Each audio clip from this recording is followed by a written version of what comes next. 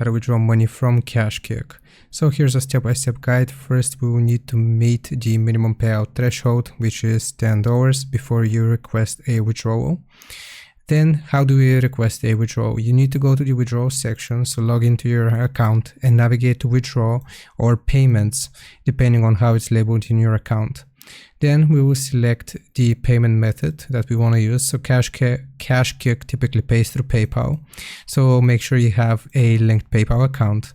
Then we'll simply request the withdrawal. So once we're eligible and have our payment method set up, we will click on withdraw and follow the instructions to request our payout.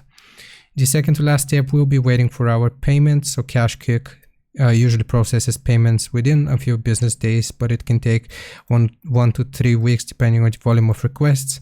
And we want to check our PayPal account. So once your withdrawal is processed, the funds will be deposited directly into your PayPal account, and you will receive an email confirmation from both KashKick and PayPal once the money is transferred.